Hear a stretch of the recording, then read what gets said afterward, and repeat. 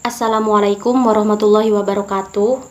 Perkenalkan, nama saya Nur Aisyah, NIM E 2019-2047. Saya dari Prodi Ekonomi Syariah 2, Fakultas Ekonomi dan Bisnis Islam.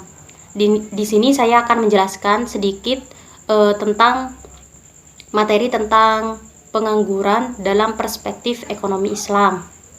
Ada 6 poin penting.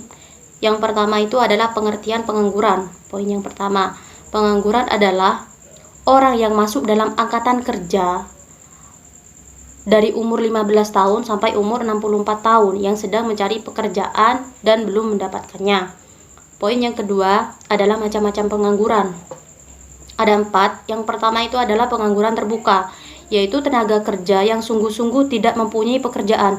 Pengangguran jenis ini cukup banyak karena memang belum mendapat pekerjaan padahal telah berusaha secara maksimal dan sebagai akibat pertambahan lowongan pekerjaan yang lebih rendah daripada pertambahan tenaga kerja. Contohnya, seseorang yang baru saja lulus dari perguruan tinggi dan sedang dalam proses mencari pekerjaan atau masih nunggu panggilan kerja, seperti itu. Yang kedua adalah pengangguran tersembunyi, yaitu tenaga kerja yang tidak bekerja secara optimal karena suatu alasan tertentu. Yang ketiga adalah pengangguran musiman, yaitu tenaga kerja yang tidak bekerja karena terikat pada musim tertentu, contohnya di sektor pertanian. Jadi kalau misalkan ketika pas musim hujan, petani itu akan mengolah sawahnya, tetapi lain lagi ketika pada musim kemarau, petani itu akan menganggur karena tidak ada air untuk mengolah sawahnya, seperti itu. Yang keempat adalah pengangguran setengah menganggur, yaitu tenaga kerja yang tidak bekerja secara optimal karena tidak ada lapangan pekerjaan. Biasanya tenaga kerja setengah menganggur ini merupakan tenaga kerja yang bekerja kurang dari 35 jam dalam seminggu. Contohnya seperti buruh bangunan yang bekerja berdasarkan proyek pembangunan. Jadi misalkan jika sedang tidak ada proyek, maka ia akan menganggur sampai ada proyek selanjutnya, seperti itu. Poin yang ketiga di sini adalah jenis pengangguran. Ada 4 jenis. Yang pertama adalah pengangguran friksional, yaitu tenaga kerja yang tidak ada pekerjaan, yang bukan berarti karena tidak dapat memperoleh pekerjaan, tetapi karena sedang mencari kerja lain yang lebih baik. Contohnya seorang pekerja yang bekerja di pabrik tekstil, namun dia ingin pindah pekerjaannya ke pabrik plastik, seperti itu, dengan harapan agar bisa mendapatkan yang lebih baik.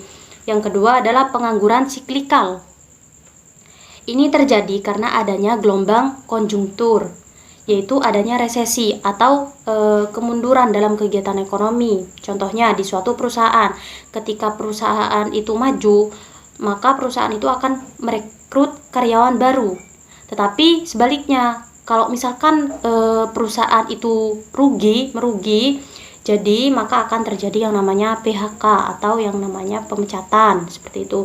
Yang ketiga adalah pengangguran struktural, yaitu mengacu pada pengangguran yang muncul karena perubahan struktural dalam perekonomian. Contohnya, perubahan karena kemajuan teknologi. Perkembangan teknologi telah menjadikan beberapa keterampilan menjadi usang dan memunculkan jenis lapangan kerja baru.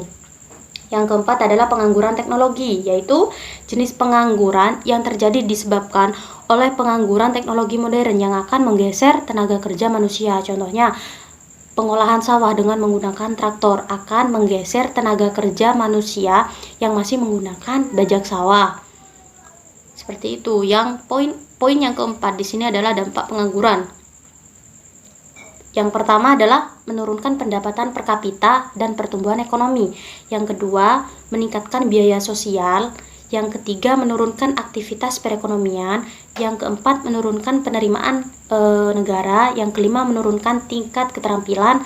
Yang keenam, kegiatan distribusi kurang lancar. Yang ketujuh, terjadinya kemiskinan. Yang kedelapan, kurangnya gizi. Dan yang kesembilan, tindak kriminal meningkat. 10. Produktivitas tenaga kerja rendah. Dan yang terakhir adalah upah yang rendah. Poin yang kelima di sini adalah penyebab pengangguran. Ada 4 penyebabnya. Yang pertama, tidak sebanding antara penawaran dengan permintaan pekerja. Yang kedua adalah turunnya pengeluaran total dan output. Yang ketiga adalah perubahan teknologi. Dan yang keempat adalah waktu yang dibutuhkan untuk mencari pekerjaan. Poin yang keenam di sini adalah cara mengatasi pengangguran. Jadi hal yang pertama dilakukan itu harus menyelenggarakan yang namanya bursa tenaga kerja. Karena ini tempat yang mempertemukan antara pemberi kerja dengan pencari kerja. Dengan melakukan acara ini, jadi para pencari kerja tidak akan kesulitan lagi dalam mendapatkan informasi tentang lowongan pekerjaannya sesuai dengan potensinya masing-masing. Seperti itu. Yang kedua adalah informasi lowongan kerja. Yang ketiga, memberikan pelatihan kerja merupakan salah satu cara mengatasi pengangguran yang efektif dilakukan di Indonesia. Program pelatihan ini juga diperlukan untuk orang-orang yang ingin mengembangkan keterampilan atau hobinya. Program dapat menciptakan peluang untuk mencetak pekerja-pekerja yang memadai baik dari segi kuantitas maupun kualitasnya. Yang keempat adalah membuka lapangan kerja sebanyak-banyaknya. Yang kelima adalah meningkatkan peredaran modal usaha. Yang keenam meningkatkan jiwa kewirausahaan, dan yang ketujuh adalah transmigrasi. Poin yang ketujuh di sini adalah pengangguran dalam ekonomi Islam. Itu ada dua. Yang pertama adalah pengangguran jabariyah atau yang disebut dengan terpaksa, yaitu di mana seseorang tidak mempunyai hak memilih status sehingga harus terpaksa menerimanya. Contoh, ada seseorang yang ahli dalam bertani, tetapi dia tidak mempunyai alat untuk membajak sawahnya ataupun sepetak lahan untuk dia garap. Yang kedua adalah pengangguran khiyariyah atau yang disebut dengan pilihan, yaitu seseorang yang memilih untuk menganggur padahal pada dasarnya dia mampu untuk bekerja, namun pada kenyataannya dia memilih untuk berpangku tangan dan bermalas-malasan. Poin yang kedelapan di sini adalah solusi pengangguran dalam perspektif ekonomi Islam. Ada dua solusi. Yang pertama adalah mekanisme individu. Dalam mekanisme ini, penguasa secara langsung memberikan pemahaman kepada individu, terutama melalui sistem pendidikan, tentang wajibnya bekerja dan kedudukan orang-orang yang bekerja di hadapan Allah, serta memberikan skill dan modal bagi mereka yang membutuhkan. Yang kedua di sini adalah mekanisme sosial ekonomi. Dalam bidang ekonomi, kebijakan yang dilakukan penguasa adalah meningkatkan dan mendatangkan investasi yang halal untuk dikembangkan di sektor real, baik di bidang pertanian dan kehutanan, kelautan, dan tambang, maupun meningkatkan volume perdagangan. Adapun dalam kebijakan sosial yang berhubungan dengan pengangguran, penguasa tidak mewajibkan wanita untuk bekerja karena kondisi ini akan menghilangkan persaingan antara tenaga kerja wanita dan tenaga kerja laki-laki. Mungkin itu saja materi yang dapat saya sampaikan. Kurang lebihnya saya mohon maaf. Wabillahi taufiq wal hidayah. Wassalamualaikum warahmatullahi wabarakatuh.